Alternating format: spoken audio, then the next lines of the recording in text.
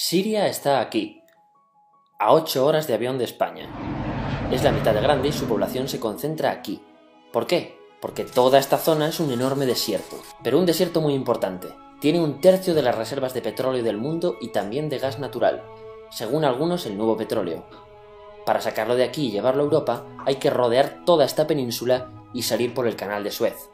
Como te puedes imaginar, aquí te cobran. Pero hay otra manera más fácil, la línea recta. El que controle estas tuberías las puede abrir y cerrar, como un grifo. Si no pagas, no hay petróleo, ni gas. Esta región es la polla.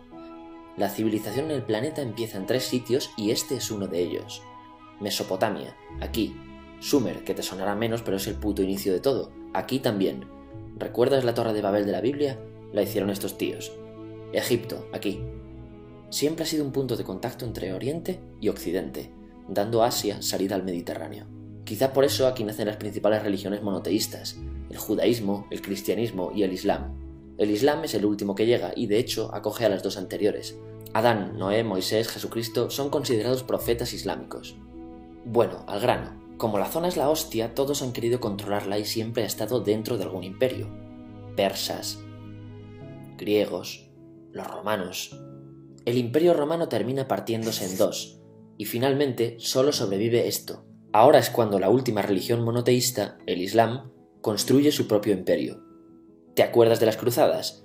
Bueno, pues son los europeos cristianos intentando recuperar esta zona de la que estamos hablando. Los últimos en llegar son los turcos, que ojo, no vienen de Turquía, sino de a tomar por culo en Asia, junto con Gengis Khan. Lo conquistan todo y fundan el Imperio Otomano. El Imperio Otomano se queda ahí hasta la Primera Guerra Mundial, 600 años.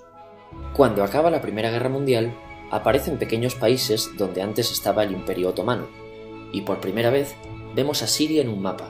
Hasta ahora la habíamos dibujado para no perdernos. ¿Y quién se inventa esos países? Lo que te voy a contar es alto secreto. Bueno, lo era en 1916. Este súper secreto se llama Acuerdo de Sykes-Picot. Los franceses y los ingleses no podían derrotar solos al Imperio Otomano. Solo podían si les apoyaba la gente que vivía dentro, en su mayoría árabes. ¿Cómo se los ganaron? Pues les prometieron la Gran Arabia, un país solo para ellos. El único problema es que era un timo. Antes de seguir, recuerda una cosa. Los árabes son un pueblo, pero no una religión. O sea, un árabe puede ser musulmán, puede ser cristiano, y antes del Islam parece que hubo tribus árabes con tradiciones judías. Bueno, pues a los árabes no les dieron ese único país que les habían prometido. En su lugar, franceses y británicos crearon muchos países pequeños. Estos países, obviamente, no eran países de verdad, sino zonas bajo su control con gobernantes puestos por ellos. Durante este tiempo hacen lo que quieren con la zona. Recuerda que hay petróleo. Siria, aunque no tiene grandes reservas, tiene fácil salida al mar, y Francia, que es la que se ha quedado con Siria, se lo da a compañías extranjeras. Después de la Segunda Guerra Mundial, los europeos se van. En el caso de Siria, son echados a patadas. Pero antes de irse, crean otro estado, Israel. No es el momento de hablar de ello, pero es un estado muy polémico que sus vecinos no reconocen. La prueba es que nada más irse los británicos, todos estos estados lo atacan. La zona, a partir de ahora, va a ser una puta bomba de relojería. ¿Y mientras qué pasa en Siria? Bueno, pues no es muy estable. Tiene golpes de estado constantes. En esa época aparece en Siria una ideología que se hace con el control y se expande por el mundo árabe, el Ba'ath. Esta ideología mezcla el antiguo sueño de una sola nación árabe con ideas socialistas. Y algo muy importante, es laica, o sea que no es religiosa. Siria se llega a unir con Egipto, un país con el que no tiene frontera. Pero no es algo raro, muchos de estos países intentan hacerlo también. Como recordarás, a esta gente se le había prometido un solo país y las ganas las seguían teniendo. Pero la unión falla. En este tiempo Egipto les convence para nacionalizar el petróleo. En Siria, Al-Assad, el padre del Assad de ahora, se convierte en jefe del estado Ba'ath. En Irak, también Ba'ath, comienza a ganar fuerzas Saddam Hussein. Las diferencias entre ambos países dividen a los partidos Ba'ath de otros países en pro-Siria o pro-Irak. Ahora ocurre la Guerra Fría.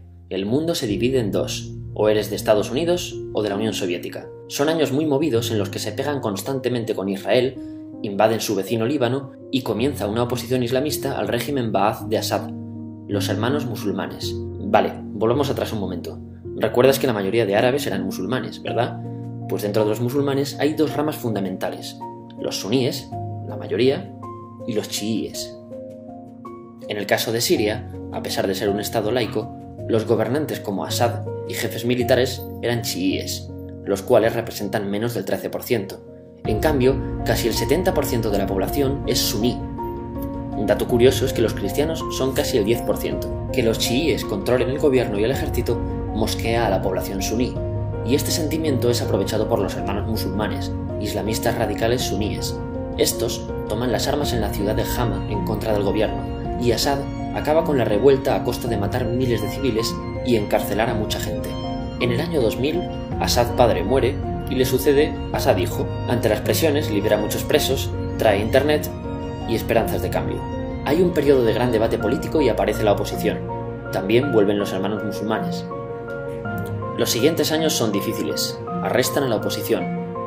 Y Bush incluye Siria en el eje del mal, y esto la aísla. Está mal visto negociar con Siria. Los kurdos, un pueblo que vive distribuido por varios países de la zona, empiezan a protestar también. Hay represión y muertos. En 2011, te sonará esto, ocurre la Primavera Árabe. ¿Qué es esto?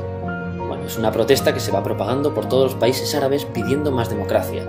Como ves, el mundo árabe, a pesar de estar dividido en países, tiene tendencias generales. Cuando llega a Siria, Assad hijo termina usando el ejército y en los enfrentamientos mueren unas 1000 personas. Los enfrentamientos irán escalando hasta que se conviertan en guerra civil. No hay un momento exacto de inicio. Lo importante es que hoy en día hay numerosas facciones en juego. Vamos a verlas. Pero primero piensa en que todo está dividido entre chiíes, la minoría, y suníes, la mayoría. Chiíes y además laicos, o sea no religiosos, son el gobierno de Al-Assad.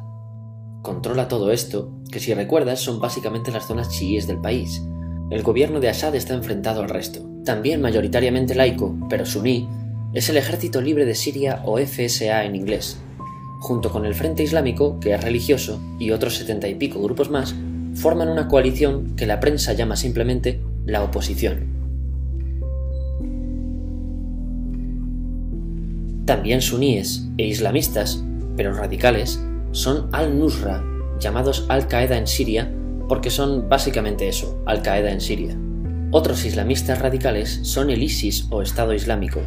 Salen de Al-Qaeda en Irak, controlan la mayor parte de Siria e Irak y se han hecho famosos por sus atrocidades. Su objetivo teórico impacta a muchos. Es un Estado Islámico a lo largo de Asia, África y Levante, aunque a ti ya te suena, ¿verdad? En naranja tenemos al pueblo kurdo, que recordarás porque el presidente Al-Assad lo reprimió, al igual que gobiernos de países próximos también hacen. Ahora controlan militarmente esta zona. Antes de terminar, repasemos los apoyos internacionales a fecha de octubre de 2015. Las fuerzas de Al-Assad son apoyadas por Rusia, que ya tenía base militar en el país antes del conflicto, por Irán y por China. Todos son países de lo que Europa llama Oriente. En contra de Assad, apoyando a la llamada oposición, luchan Estados Unidos, Turquía, Francia, Gran Bretaña y Arabia Saudí. Podemos terminar con algunas conclusiones. Te advierto que esto ya es pura opinión. Si recapitulamos, vemos que la región es estratégica. Por su situación privilegiada, todos la quieren. Siria siempre ha estado bajo el paraguas de grandes imperios. Piensa que hace 100 años la actual Francia era Francia, Gran Bretaña era Gran Bretaña, pero es que hace 200 también, y hace 300 también, y hace 400 también. En cambio, Siria solo es Siria desde hace menos de 100 años, y solo se gobierna a sí misma desde hace poco más de 50. Además, jamás decidieron sus fronteras, se las impusieron. Europa divide Oriente Medio a su antojo para controlarlo, diseñando países sin tener en cuenta su población. Muchos historiadores dicen que todo pueblo tiene la necesidad de manejar su propio destino, pero estos ingredientes que hemos visto juegan en contra de proyectos como la Siria Ba'ath, que encima usa la represión para mantenerse. En última instancia, producen una guerra civil. En este contexto no es extraño que aparezcan actores que se alimenten de la desesperación, el sentimiento suní de opresión y la visión de Occidente como invasor. ISIS usa la identidad árabe y la mitología de antiguos imperios.